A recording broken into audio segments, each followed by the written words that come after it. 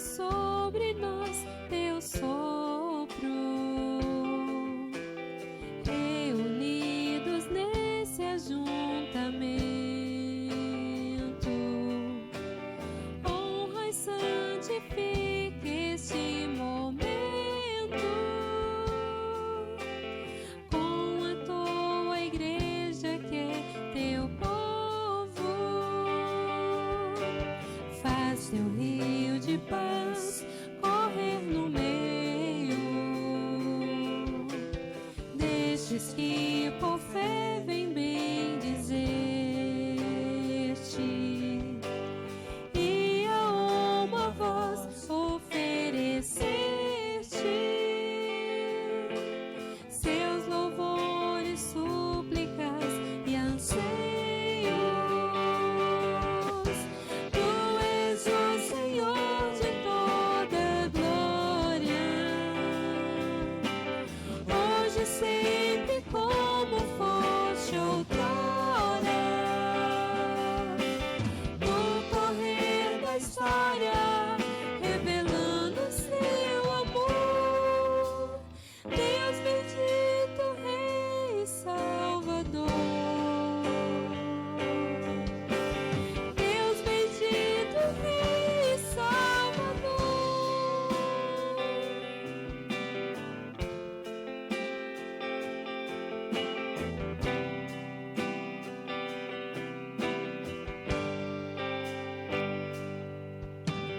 Vem e sopra sobre nós teu sopro, reunidos nesse ajuntamento, honra e santifica este momento com a tua igreja que é teu povo. Faz teu rio de paz correr no meio destes que por fé vem bendizer-te, e a uma voz oferecer-te seus louvores, súplicas e anseios. Tu és o Senhor de toda glória, hoje e sempre como foste outrora. No correr da história, revelando seu amor, Deus bendito, Rei e Salvador. Deus bendito, Rei e Salvador. Tu és o Senhor de toda glória, hoje e sempre como foste outrora. No correr da história, revelando seu amor, Deus bendito, Rei e Salvador. Deus bendito, Rei e Salvador. Deus bendito, Rei e Salvador. Deus bendito, Rei e Salvador.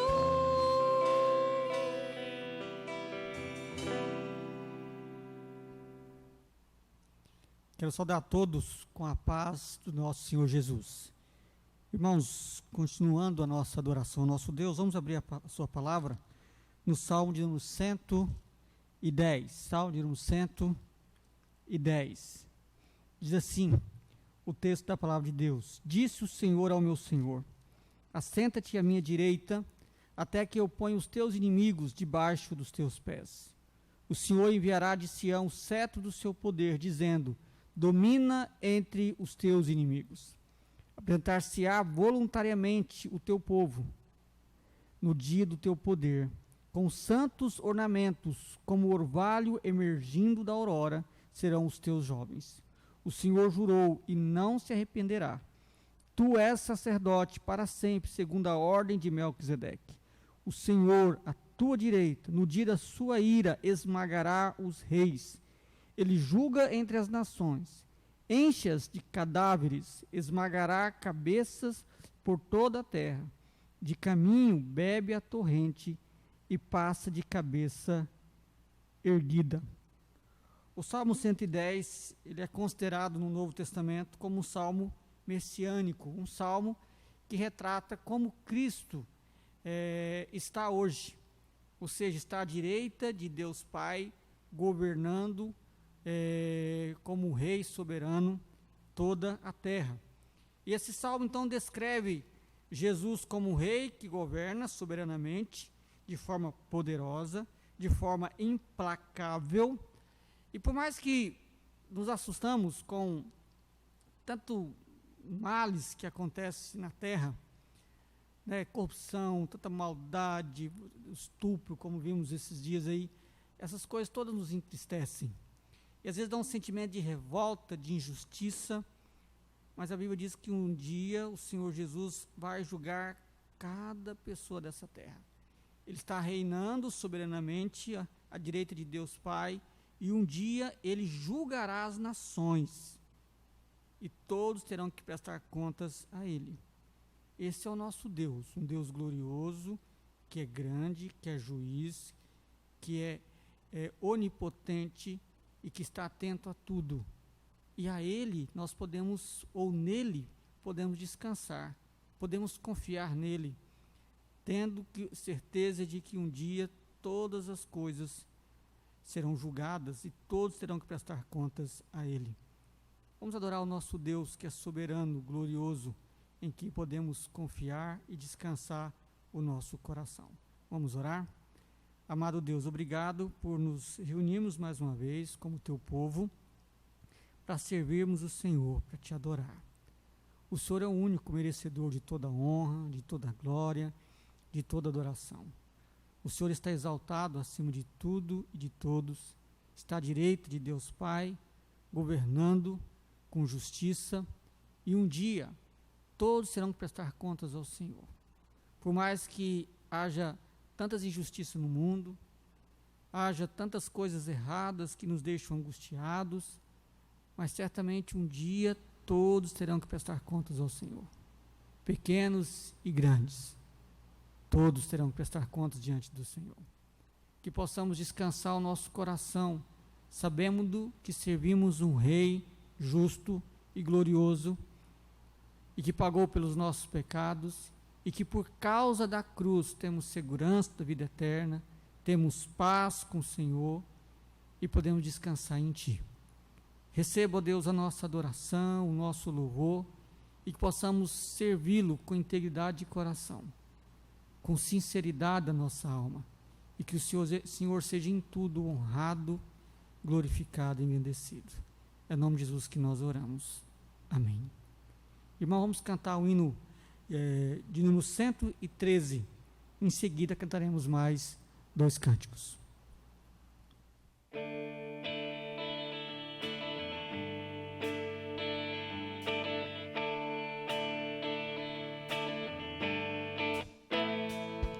Achei um bom amigo, Jesus o Salvador, dos milhares escolhido para mim.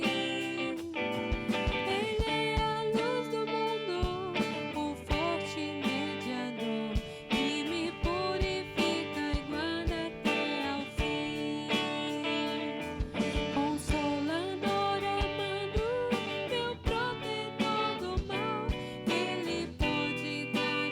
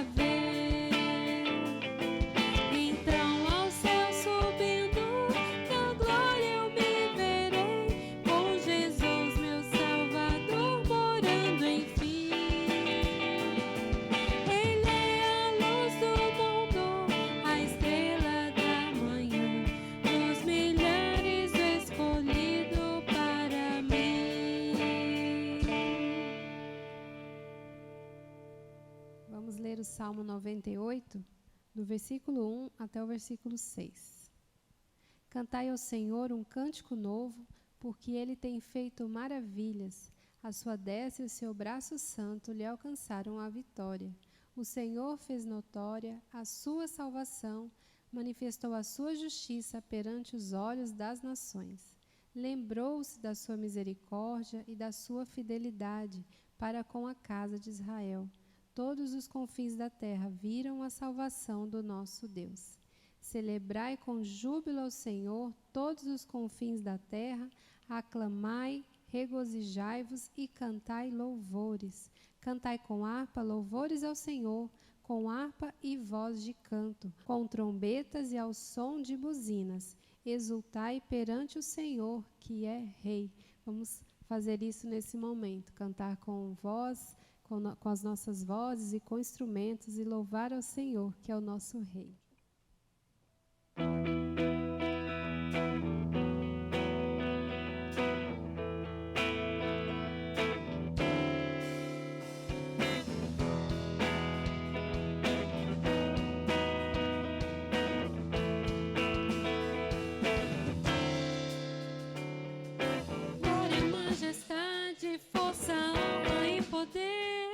Sejam dados a Jesus, soberano Rei dos Reis. Na cruz venceu a morte e o pecado destruiu. Com seu sangue nos comprou, nossa dívida pagou. Glória, majestade, força, honra e poder sejam dados a Jesus, soberano Rei dos Reis. Na cruz venceu a morte e o pecado destruiu. Com seu sangue nos comprou, nossa dívida pagou. Aleluia, Hosana, glórias ao Cordeiro. Nós te adoramos e a ti celebramos com ações de graças, danças e alegrias, pois convém louvar-te, ó Senhor. Pois convém louvar-te, ó Senhor.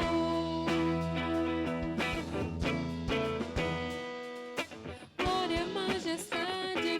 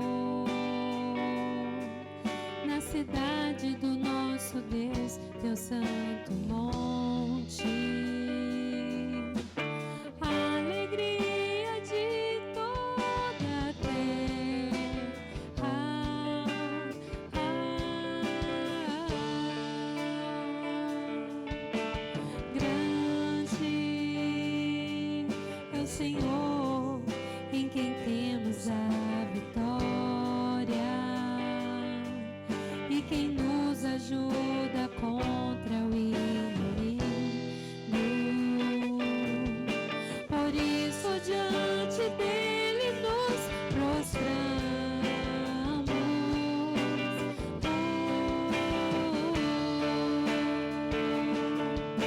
Queremos o teu nome engrandecer e agradecer-te por tua obra em nossa vida. Confiamos em teu infinito amor, pois só tu és o Deus eterno sobre toda a terra e céu.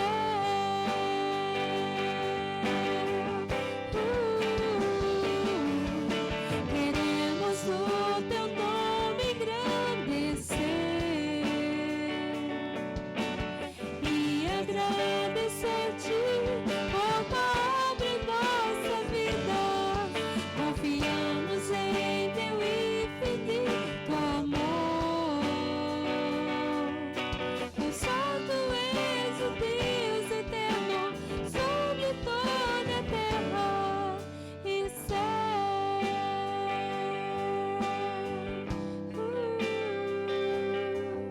E céu.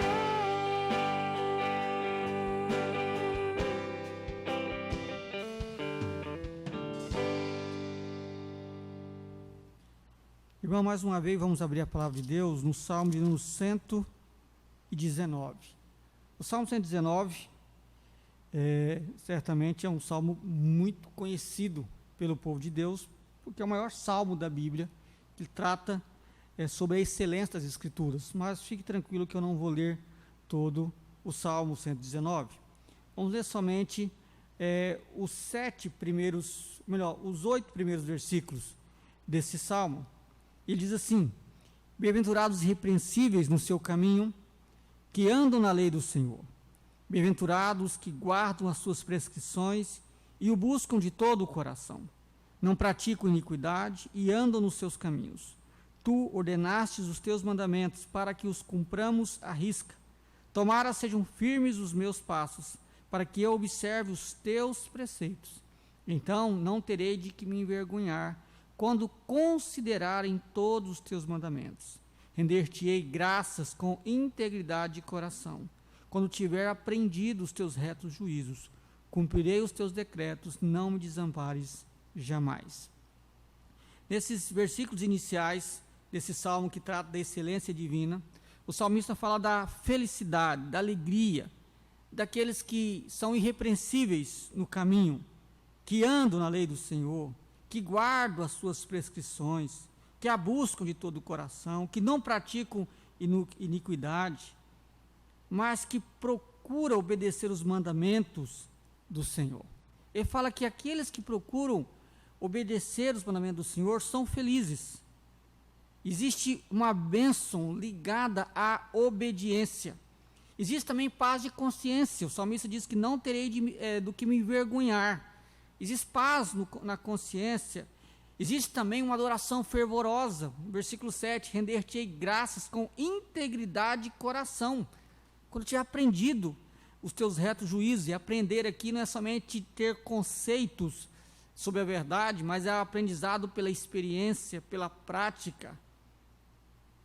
Então, obedecer à palavra de Deus é sempre um benefício para nós. Felizes são aqueles que andam na lei do Senhor, aqueles que não andam pelo caminho da perversidade. Esses têm a consciência tranquila, esses terão uma adoração fervorosa, esses não terão do que se envergonhar. Todavia, nem sempre nós andamos pelo caminho correto, nem sempre obedecemos à lei do Senhor. Nem sempre temos a consciência tão tranquila assim. Nem sempre a nossa adoração é tão fervorosa como deveria, porque às vezes a nossa própria consciência nos esmaga diante de pecados que ainda não foram confessados. Eu quero desafiar você agora a fazer humildemente uma autoanálise. Sonda o seu próprio coração. Onde você tem sido repreendido pela lei do Senhor? Onde a lei do Senhor tem acusado e mostrado os seus erros, os seus pecados? Confesse eles agora com sinceridade de coração, com humildade. Reconheça diante de Deus onde você errou e peça perdão, porque em Cristo Jesus sempre haverá perdão para aqueles que se arrependem do caminho do Senhor. Vamos baixar nossa cabeça agora, vamos falar com Deus. Abaixe sua cabeça, oremos ao Senhor.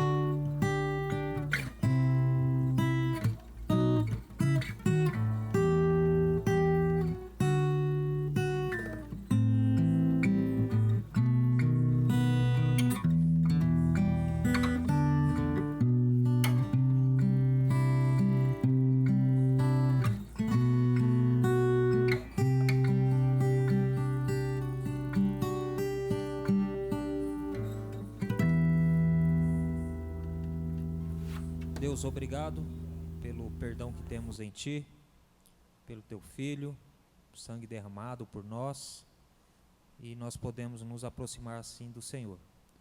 Louvamos a Ti a cada dia, porque podemos levantar a cada manhã e saber que as misericórdias do Senhor têm se renovado. E que possamos, como cada um de nós, irmãos, a igreja está orando a Ti diariamente, confessando os pecados. Nós pedimos assim, ó Pai, que possamos ter uma vida mais íntegra e reta perante a Ti, ó Pai, a cada dia. Em nome de Jesus. Amém.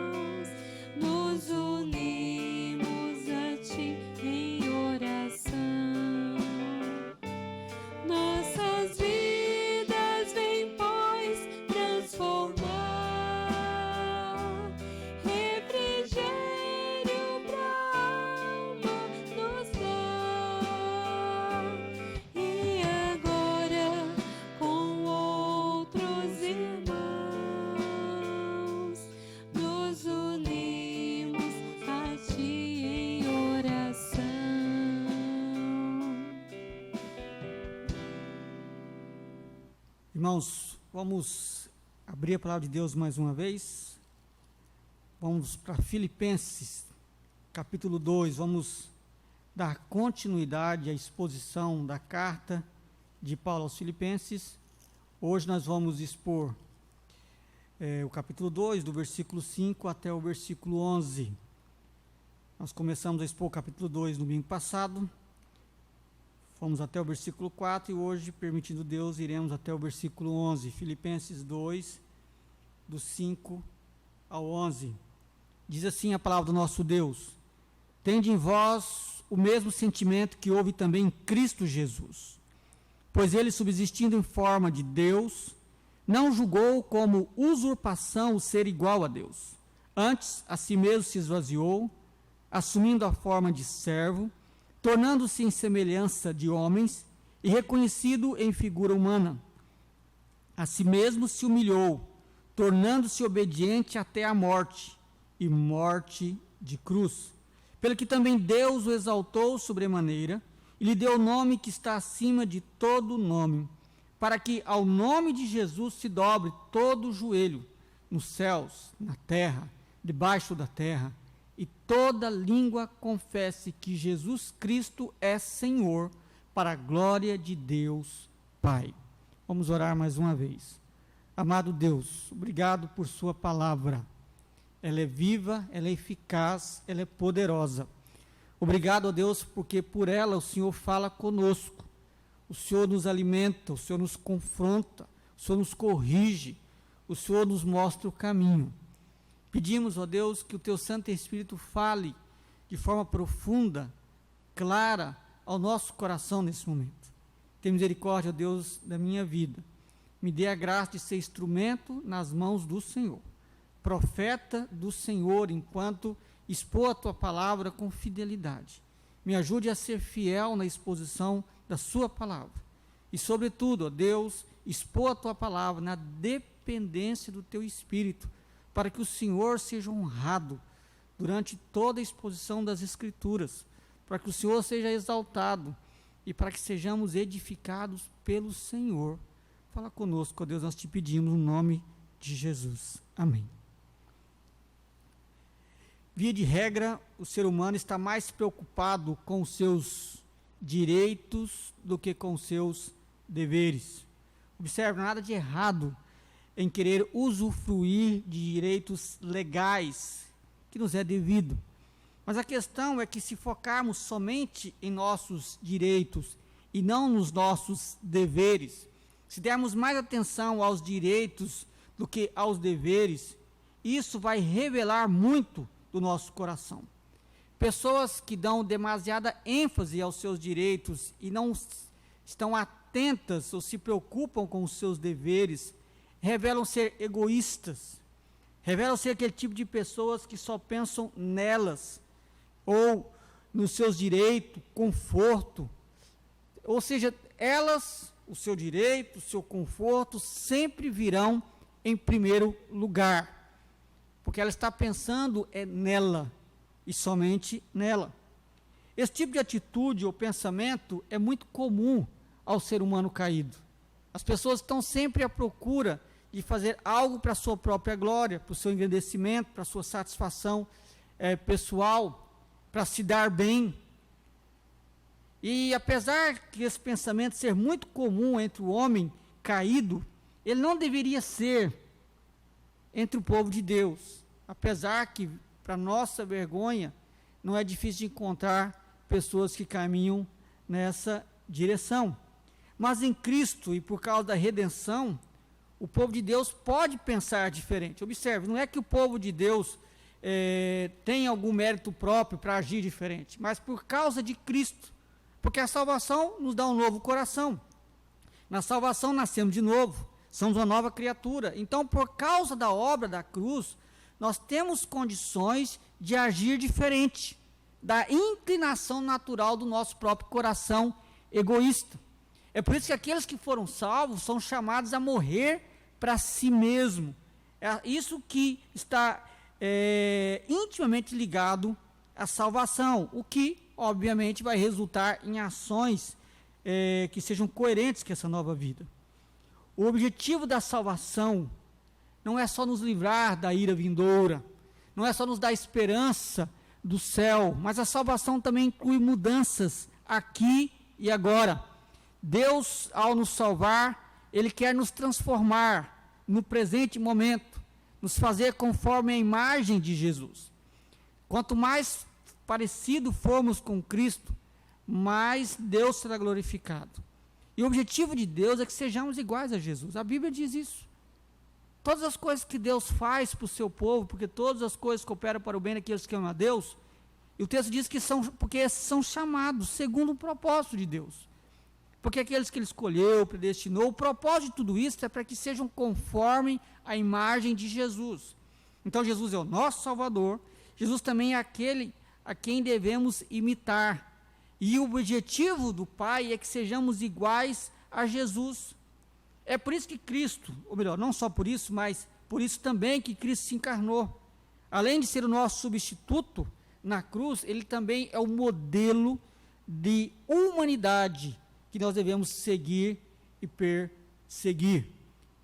Certamente que nunca seremos iguais a Cristo nessa terra, mas a nossa caminhada até o final é que sejamos mais e mais parecidos com Ele. Esse é o objetivo de Deus. E essa deve ser a nossa caminhada cristã. E nesse texto em especial, Paulo está nos exortando a viver em comunhão. Ele já começa falando isso no capítulo 2, já tinha dado pistas sobre esse assunto no capítulo 1, e ele vai retomar essa ideia nos capítulos seguintes. Como eu disse na semana passada, Paulo escreve essa carta à igreja de Filipos, uma igreja muito amada pelo apóstolo Paulo, uma igreja que tinha um grande interesse no ministério de Paulo, mas que por algum motivo eles estavam tendo algumas dificuldades de relacionamento.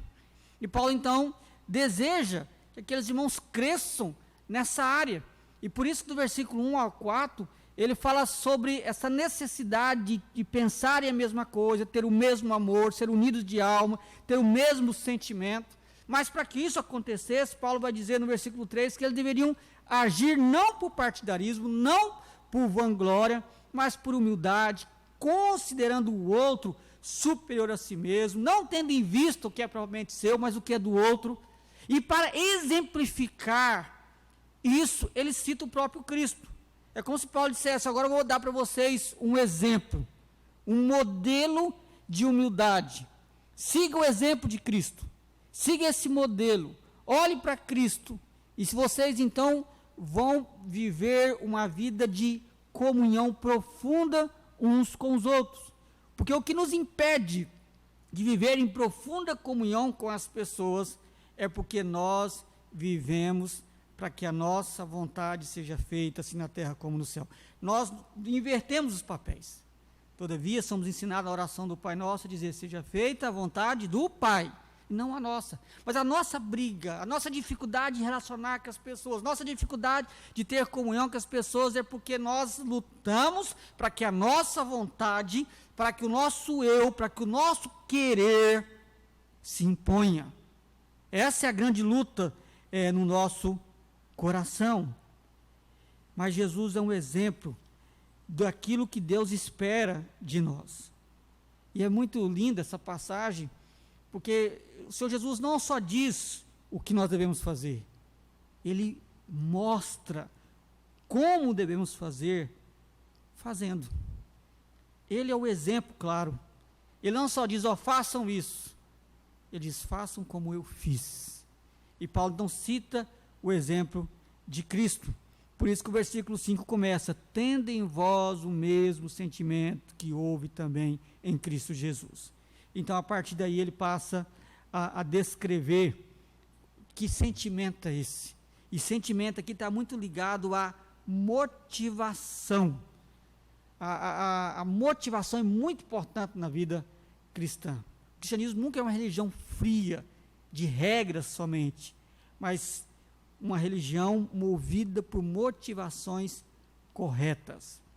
Nós temos aqui, segundo os estudiosos, um hino. Do versículo 6 ao versículo 11, a forma como é estruturada as palavras aqui, uma forma poética, os estudiosos têm chegado à conclusão que Paulo está citando na sua carta um hino provavelmente conhecido da igreja. Não sabemos se foi Paulo que compôs esse hino ou um outro compositor. O ponto é que Paulo está citando esse hino. E não era incomum isso. Você vai ver Paulo fazendo citação também na carta aos Colossenses, na carta a Timóteo também faz uma citação, o autor da carta aos Hebreus também faz uma citação de hinos. Isso já traz uma lição bastante interessante para nós, né? Tem gente que acha que a igreja primitiva só cantava o saltério. Bem, não é bem assim. Mas, por outro lado, também traz uma outra lição muito importante.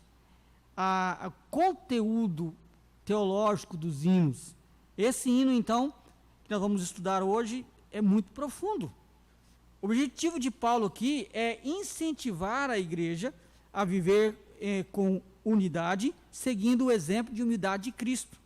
E ao citar esse hino, você percebe o quão profundo teologicamente é esse hino.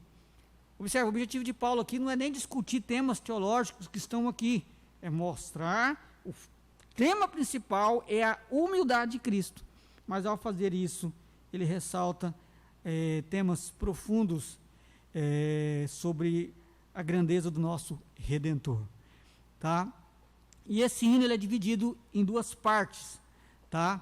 Do versículo 6 até o versículo 8, nós temos aqui a atitude de Cristo com respeito aos seus direitos. Ele tinha direitos por ser Deus, mas como que ele agiu? E depois do versículo 9 até o versículo 11, nós temos as recompensas de Cristo diante das suas atitudes, ou seja, o que Cristo ganhou agindo como ele agiu. Tá? Então vamos ver a primeira parte, que vai do versículo 6 até o versículo 8. Paulo então está falando sobre as atitudes de Cristo com respeito aos seus direitos, sendo quem ele é. Como eu disse agora, Paulo começa o versículo 5 dizendo: tende em vós o mesmo sentimento que houve também em Cristo Jesus. O mesmo sentimento. Não só a atitude, porque a atitude revela o sentimento. A boca fala que o coração está cheio. Uma árvore boa produz bons frutos. Então, a atitude de Cristo revela quem ele é. Revela as intenções do seu coração. Então, Paulo não está querendo só atitudes externas, mas Paulo está pensando numa mudança interna que é demonstrado com atitudes externas. Ou seja, tudo o que Cristo fez revela o seu caráter. Revela o caráter humilde, glorioso, misericordioso, bondoso do nosso Salvador. Então, ter o mesmo sentimento que houve em Cristo Jesus é seguir essa direção de ter um coração quebrantado, que não é voltado de forma egoísta para si mesmo. E tudo que Cristo fez, ele fez de forma voluntária. Cristo não foi coagido a fazer nada. Tudo que ele fez por amor, por compaixão. Ele se voluntariou a se sacrificar pelo nosso bem. E observe, foi voluntária, se sacrificar pelo nosso bem e sabendo que nós somos indignos do seu sacrifício. Ele se voluntariou por pessoas que não merecem nada de bom da parte dele. Isso ressalta ainda mais a grandeza do seu caráter. Também foi uma atitude necessária. Foi necessário que Cristo se encarnasse, que ele se tornasse 100% humano, que fosse tentado em todas as coisas, que morresse em nosso lugar, sendo o nosso substituto e, portanto, o nosso Salvador. É importante ressaltar que foi necessário, porque se Cristo não fizesse o que ele fez, nós estaríamos perdidos. A nossa esperança de salvação, de vida eterna, está na obra do nosso Redentor. É nele que encontramos esperança, nunca nada fora dele. Então, as suas atitudes, além de ser voluntárias, foram necessárias, pontuais, e glórias a Deus por isso. Mas também essa humilhação de Cristo foi temporária. Cristo se esvaziou da sua honra, da sua glória como Deus enquanto esteve na terra. Mas isso foi durante um tempo. depois ele retornaria ao seu posto de honra e glória, como veremos daqui a pouco. Mas também essas atitudes de Cristo foram atitudes sacrificiais. Esse hino revela que as atitudes de Cristo foram sacrificiais. E esse é o ponto central do argumento do apóstolo Paulo. Porque para fazer o que Paulo diz, devemos fazer no versículo 2, 3 e 4, primeiramente temos que estar dispostos a sacrificar a nossa vontade. Sacrificar o nosso eu. Sacrificar o nosso conforto. Sacrificar, querer para si honra, glória, aplausos. Temos que estar dispostos a sacrificar a nós mesmos, se queremos cumprir os versículos 2, 3 e 4. E as ações de Cristo foram ações de sacrifício, não foram ações fáceis de serem realizadas, mas Ele as fez por nós. E o hino diz que Cristo se esvaziou. O versículo 6 diz assim, pois Ele, subsistindo em forma de Deus, não julgou como usurpação o ser igual a Deus, antes a si mesmo se esvaziou. Paulo chama a atenção para a divindade de Cristo. Antes de falar o que Cristo fez, é importante ressaltar quem é Jesus. Ele é Deus, ele sempre foi Deus e sempre será.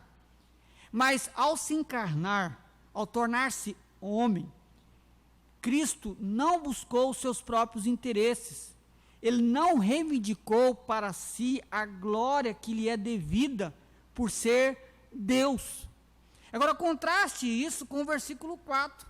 Porque no versículo 4, Paulo tem exortado a igreja: não tenha cada um em vista o que é propriamente seu, mesmo que você tenha direito, senão também cada qual o que é dos outros. Não foi isso que Cristo fez? Cristo se esvaziou, isto é, ele deixou de lado as suas prerrogativas como Deus, a fim de assumir as limitações de um ser humano.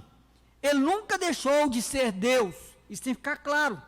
O texto está dizendo, mesmo subsistindo em forma de Deus, não julgou com usurpação ser igual a Deus, mesmo sendo Deus, ele não procurou a glória, a honra, o louvor, tudo que lhe era devido, sendo Deus encarnado. E além disso, ele assumiu a natureza humana. Ele escolheu voluntariamente não exercer todos os seus direitos como Deus durante o tempo da sua vida terrena. Ele se autolimitou para que fosse visto como um homem pleno. É nesse sentido que ele se esvaziou. Ele se autolimita como Deus. E ele então é visto como um ser humano pleno. Além disso, esse hino diz que Cristo se tornou servo. Antes a si mesmo se esvaziou, diz o versículo 7, assumindo a forma de servo. Paulo destaca que Cristo não veio ao mundo como um homem para ser servido. Algo muito comum na humanidade. Queremos sempre ser servido pelas pessoas. A gente gosta de ser servido, de ser bajulado. Parece que a gente fica todo feliz quando isso acontece. Cristo veio em forma de servo, ele veio servir. Veio servir. Mesmo merecendo ser servido, porque ele é Deus, ele não buscou isso. E como é que ele serviu a humanidade? Ele serviu curando, alimentando, literalmente, ensinando, morrendo, sendo seu substituto perfeito na cruz, obedecendo a lei perfeitamente. Ele veio nos servir. Olha que lindo isso. Nós estamos falando de Deus, aquele que sempre existiu e que sempre há de existir, aquele que tem todo o poder no céu e na terra, aquele na qual todas as coisas vieram à existência e nada foi feito sem ele, aquele a quem a Bíblia diz que tudo é por ele, para ele e por meio dele, e a glória é para todos sempre. Esse Deus tão glorioso, majestoso, veio nos servir. E Paulo cita o exemplo de Cristo, porque muitas vezes nós não queremos servir as pessoas, a gente quer ser servido. Mas servir, às vezes nós temos dificuldade. Agora, contraste esse princípio com o versículo 3. Versículo 3, Paulo fala que não devemos fazer nada por vanglória ou por partidarismo, ou seja, para buscar o nosso grupo, as nossas escolhas pessoais, mas por humildade. E considerando o outro superior a nós mesmos. Eu só considero o outro superior a mim se eu estiver disposto a servir. Jesus é o grande exemplo de servo. E é o grande exemplo porque nós, em alguma medida, sempre somos servos de alguém. Jesus não. Mas ele se fez servo por amor de nós. E nos deixou o exemplo daquilo que ele espera daqueles a quem ele morreu e salvou. Esse hino também nos fala que Cristo se tornou humano, literalmente. Versículo 7 diz que ele se esvaziou, assumiu a forma de servo, tornando-se em semelhança de homens e reconhecido em figura humana. Jesus adicionou à sua natureza divina uma natureza totalmente humana. Cristo se tornou humano sem deixar de ser Deus, porque ele veio nos representar. A obra da salvação é algo tão glorioso, porque ela, de certa forma, ela mexe na Trindade. Porque na salvação o Senhor Jesus Cristo adicionou uma nova natureza. A sua natureza divina agora recebe uma nova natureza, a natureza humana. E ele tem essa natureza até hoje e continua tendo pelos séculos dos séculos. Não foi uma natureza adicionada temporariamente, não.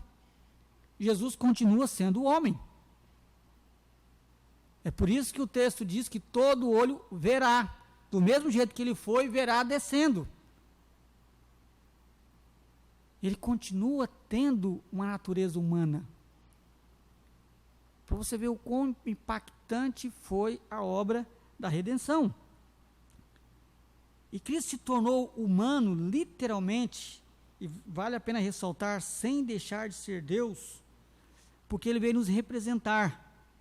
Ele tinha que ser totalmente humano. Ele nasceu de uma mulher, foi criança, foi adolescente, foi adulto. Se Jesus quisesse ir de um lugar para o outro, ele tinha que se locomover. Ele sentiu fome, sentiu sede, sentiu sono, como qualquer ser humano. Cristo experimentou as limitações da humanidade. Essa é a grande prova de que ele estava pensando mais em nosso bem do que em si mesmo, conforme devemos agir, segundo o versículo 4. Ele não estava pensando mais em si. O que Paulo está dizendo é que Jesus se humilhou. Ele se tornou em semelhança humana. E ele foi reconhecido, foi visto e testificado que de fato era humano. Mas o grande mistério da encarnação é que Jesus, enquanto estava na terra, e continua sendo até hoje, esse é o grande mistério da encarnação. Ele era 100% Deus, 100% homem. Só que na encarnação, a sua divindade foi limitada para que a sua humanidade fosse visível. Depois da glorificação, a sua divindade então é novamente ressaltada, mas também sem perder a sua humanidade. E o texto diz também, esse hino diz também que Cristo se humilhou, diz o versículo 7. A si mesmo se humilhou, tornando-se obediente até a morte de cruz. Humilhar aqui significa que Cristo se esvaziou de todos os privilégios e honrarias divinas, sujeitando-se à traição humana. Judas o traiu, Pedro o negou, a multidão que ele havia curado, onde estavam? Quando Pilatos pergunta se queriam Cristo ou Barrabás, diz os textos bíblicos que a multidão dizia: solta Barrabás e crucificam. Cristo sofreu a traição humana. Ele se sujeitou a um julgamento humano e foi absolvido desse julgamento, apesar de ter um governador covarde como Pilatos. Mas fica claro no texto que foi um inocente e foi morto. E por fim, os horrores da morte da cruz. Ele se sujeitou a todas essas etapas que eram necessárias. E por fim, os horrores da morte da cruz. Ele deixou que fizesse tudo o que fizeram com ele, para que os nossos pecados fossem redimidos na dolorosa cruz. Observe a ênfase: obediente até a morte e morte de cruz. Por que e morte de cruz? O foco é que tipo de morte que ele morreu. O pior tipo de morte que já existiu na história. A morte de cruz era uma morte terrível. Imagina você ser crucificado. Você está vivo e pregam pregos nas suas mãos, nos seus pés. Te amarram sobre um madeiro. Você fica suspenso, o seu corpo. Imagina a dor. E antes disso, ele tomou uma surra muito grande de chicotes que possuíam na ponta do chicote gilete ou às vezes osso, de maneira que quando o chicote batia, arrancava carne do corpo da pessoa. Aliado a isso, foi-lhe colocado uma coroa de espinho, como uma representação de zombaria, de humilhação, dizendo o rei dos judeus numa placa, que todos pudessem olhar, ver e zombar. Ele sofreu toda essa humilhação. A morte na cruz era humilhante e dolorosa, cruel, terrível. Um escritor chamado Cícero, que viveu 100 anos antes do apóstolo Paulo escrever esse texto, ele disse que a cruz foi a mais cruel e repugnante forma de morte. O filósofo Sêneca, que foi contemporâneo do apóstolo Paulo, diz que qualquer condenado à morte prefere morrer antes de ser pregado na cruz, porque era um tipo de morte terrível. E o ponto dele se humilhar é ele se sujeitar a isso, porque ele não precisava se sujeitar a isso se ele não quisesse. Ou seja, não havia uma obrigação. Ele fez isso porque ele estava ali nos substituindo. Nós pecamos contra Deus. E os nossos pecados ofendem a Deus. Merecem a justa ira de Deus. Ao invés de Deus lançar a sua justa ira sobre nós, ele lançou sobre o seu Filho. Mas o ponto de Paulo era, olha o que Jesus esteve disposto a se sacrificar pelo bem do outro, pelo nosso bem e pela glória do Pai. O que Paulo está dizendo é que se nós estivermos dispostos a nos sacrificar pelo outro, nós nunca teremos problema de relacionamento. Nós só temos problemas de relacionamento porque nós não estamos dispostos a nos sacrificar por ninguém. Nós temos problema de relacionamento porque nós queremos que as pessoas se sacrifiquem por nós, mas nós não estamos dispostos a nos sacrificar pelas pessoas. E Paulo cita o exemplo de Cristo para mostrar o caminho de como manter e experimentar uma comunhão viva nos nossos relacionamentos na igreja. Do versículo 9 a 11, Paulo agora ressalta a recompensa de Cristo diante das suas atitudes. É importante atentar para isso, porque o que Paulo quer nos ensinar aqui é que ninguém que se humilha diante de Deus jamais deixará de ser exaltado por Ele. Se humilhar diante de Deus nunca é algo que te coloca em desvantagem, pelo contrário. Humilhai-vos sob a poderosa mão de Deus, e Ele vos exaltará. Você quer exaltação, ser exaltado por Deus ou pelos homens? Esse é o ponto. Jesus foi humilhado pelos homens, até a última consequência, que é a morte da cruz, mas foi exaltado pelo Pai. Diz o versículo 9: pelo que também Deus o exaltou sobremaneira, e lhe deu o nome que está acima de todo o nome. Deus o exaltou sobremaneira, lhe deu o nome que está acima de todo o nome. Ninguém em todo o universo foi exaltado como Cristo. Exaltado sobremaneira, de uma maneira extraordinária. Lhe deu o nome que está acima de qualquer nome, ou seja, não existe nenhum nome mais exaltado em todo o universo. O nome de Cristo está acima de tudo e de todos. Essa exaltação começou quando Deus o levantou da sepultura na ressurreição, porque ele venceu a morte. E ninguém é digno de receber honra, glória e louvor como ele. Ninguém. Mas observe, antes da sua exaltação ele se humilhou. E Paulo cita esse exemplo para mostrar que aqueles que estiverem dispostos a se humilhar diante do Senhor, viver uma vida de humildade, uma vida de abnegação, uma vida que não fica a brigar, procurando seus próprios interesses, descanse seu coração, que a seu tempo Deus os abençoará. O texto também diz que Deus lhe deu honra sobre todos os seres criados. Versículo 10.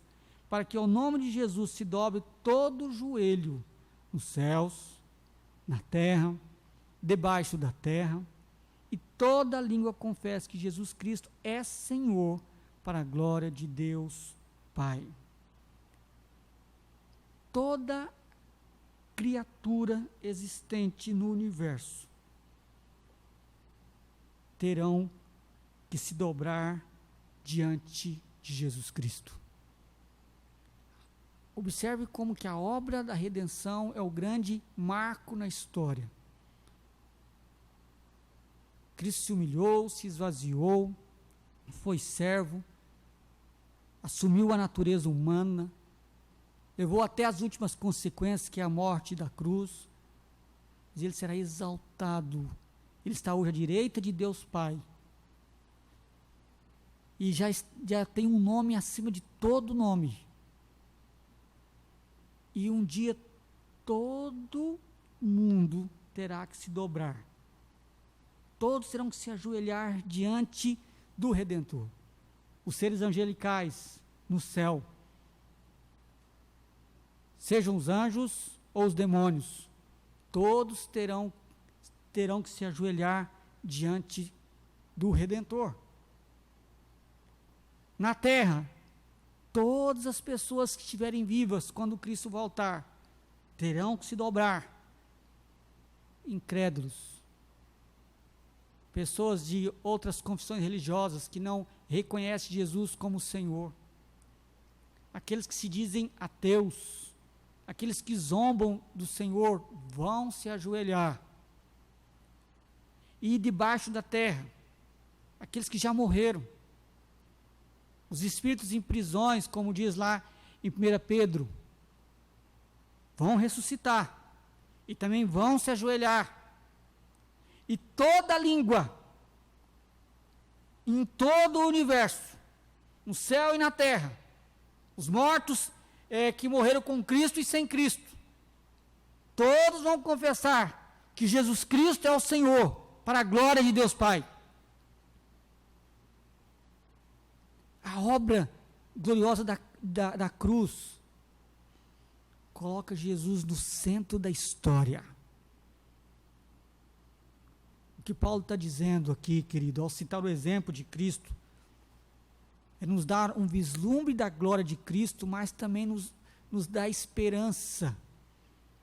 Porque às vezes nós temos uma visão pequena ao achar que nos humilhar diante das pessoas, procurar a honra das pessoas ao invés da nossa própria honra, procurar o bem do outro ao invés do nosso bem em primeiro lugar. Essas coisas são uma demonstração de fraqueza, é ser bobo, é ser alguém sem muito perspectiva nessa terra. Não é assim. O cristianismo ele anda na contramão do mundo. O mundo trabalha com os melhores, com os vencedores, aqueles que passam por cima, que ganham, que vencem. No cristianismo nós somos chamados a nos humilhar e preferir o outro em honra a nós mesmos. Mas isso não é natural em nós. Isso é obra da graça. É obra da graça de Cristo. O natural em nós é sempre querer vencer. Eu estou morando esses dias no meu pai, porque minha casa está sendo reformada. E lá na casa do meu pai tem um quintal bem grande. E o Mateus e o Bernardo, eles têm todo dia fazer caminhada no quintal. Ir e voltar várias vezes, para sair um pouco da televisão ou de videogame. E só que quando eu ponho eles para fazer isso, é todo dia dá confusão, porque um quer vencer o outro. Ninguém quer ficar para trás, ninguém quer perder. E é até bom eles estarem ouvindo isso agora. Fica uma lição para vocês dois, viu, camarada? Só quer vencer. Essa natureza pecaminosa nossa de querer sempre estar na frente. Mas com Cristo é diferente. Cristo nos chama a agir diferente. Deixa o outro vencer. Dá o seu lugar de honra para o outro sentar. Não fique brigando para que a sua vontade seja feita. Lute para que as pessoas possam ter algo melhor na sua vida, na sua caminhada. Mas como eu disse, é difícil viver assim. Eu preciso andar com Cristo. Quanto mais você anda com alguém, mais parecido você se torna com essa pessoa, não é assim? Nós só conseguiremos desfrutar de uma vida de humildade, de abnegação pessoal, à medida que nós andarmos mais com Cristo. Quanto mais você andar com Cristo, mais você será moldado por Cristo, será parecido com Cristo. Quanto mais você andar distante de Cristo, menos você vai parecer com Cristo, será moldado por Cristo. Faz essa reflexão, querido. Pensa nisso. Por que nós temos dificuldade em relacionar com as pessoas? Porque a gente está sempre brigando com alguém. Porque nós temos dificuldade de viver em paz com as pessoas. É porque nós não temos o mesmo sentimento que houve em Cristo. E por que não temos o mesmo sentimento que houve em Cristo? Porque estamos andando distante de Cristo. Quanto mais próximo você andar de Cristo, mais parecido você será com Ele. E então será capaz de viver de acordo com a vontade do Pai e desfrutar da alegria que Deus tem para cada um de nós. Amém? Que Deus nos ajude a sermos dia após dia parecido com o nosso Redentor. Oremos. Pai, obrigado por essa noite. Obrigado por sua palavra, que é viva, que é eficaz e que é poderosa. Pedimos que o Senhor aplique essa palavra no nosso coração, tirando de nós o egoísmo, a arrogância, o desejo de querer viver para nós, de que a nossa vontade impere em primeiro lugar. Mas possamos viver com humildade, buscando o bem das pessoas e a glória do Senhor em todo o tempo. Reconhecemos que isso não é fácil, reconhecemos que não é natural isso em nós e precisamos da sua graça para servir o Senhor conforme o Senhor pede. Mas reconhecemos também que ela está disponível em Cristo Jesus. Que possamos andar lado a lado com o Senhor e experimentar essas mudanças que o Senhor tem para nós. Te pedimos no nome de Jesus. Amém. Amados irmãos, fiquem em paz. Que o amor de Deus, o nosso Pai, que a graça redentora de Jesus Cristo, seu único Filho, que o poder e as consolações do Espírito estejam sobre vós, amados de Deus, hoje e pelos séculos dos séculos. Amém. Irmãos, quero dar alguns avisos rápidos. Primeiro, dizer que o Conselho tomou a decisão de nós retornarmos o culto presencial no próximo domingo, agora em setembro. E como domingo é o primeiro domingo, já teremos Santa Ceia também. E seguindo os protocolos que devem ser seguidos, máscara, o álcool gel, nós temos o aparelhozinho para medir se alguém estiver com febre, toda a higienização do local, todas essas regras, o pessoal do grupo de risco não devem participar por enquanto, porque ainda não há segurança 100%, tá? Mas as pessoas têm voltado à vida normal, de uma forma geral. Você sai na rua em Cuiabá, o pessoal está caminhando normalmente, no sentido de ir trabalhar, os mercados, shopping, lojas, tudo está aberto. Agora, todo mundo está seguindo o protocolo. E a igreja é a mesma coisa. Eu sei que a maioria do nosso povo, que pode vir no culto de domingo, a maioria do nosso povo que pode vir, está trabalhando normalmente. Tá? E o culto a Deus é algo importante, irmãos. Importante. E o nosso Deus é o único que pode nos livrar dessa pandemia. É o único que pode nos livrar de tudo isso que está acontecendo nesse mundo. E Ele nos chama para cultuá-lo como igreja, juntos. Tá? Aqueles que ainda não podem, vão participar em casa pelo YouTube. Tá? Vai ser filmado ao vivo. Nós estamos tentando melhorar. Se você percebeu, já houve uma melhora boa, desde a primeira gravação até aqui. E estamos caminhando domingo após domingo para melhorar mais e mais a qualidade de imagem, de som e etc. Tá? Eu louvo a Deus pela vida dos meninos que estão se esforçando, dedicando tempo, bastante tempo mesmo, para isso. Tá? Essa semana foi uma semana tensa para nós, eu sei que foi uma semana bastante angustiante.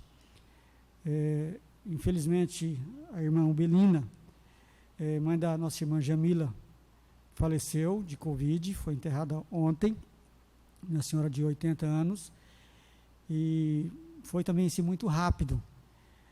Orem pela Jamila, eu sei que a igreja já está orando, continue orando, para que Deus conforte e console toda a família.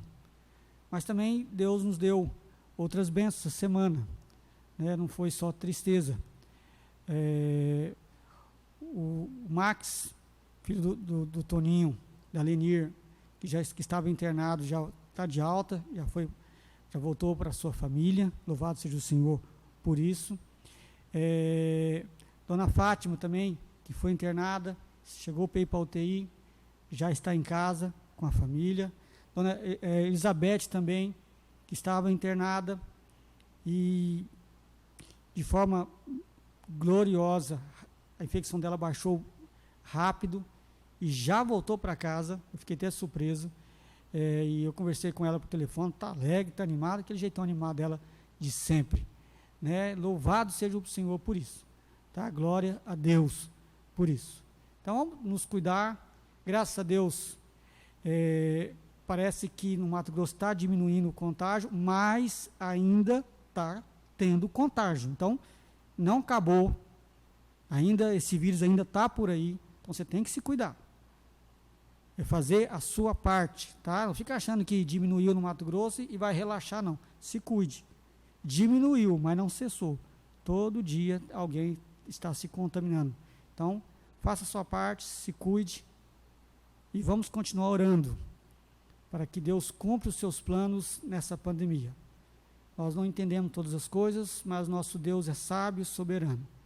E cabe a nós orar, nos humilhar diante dele e que ele nos ajude em todo o tempo e nos ajude a passar por isso. Amém? Deus nos abençoe e dê uma semana abençoada a cada um de nós.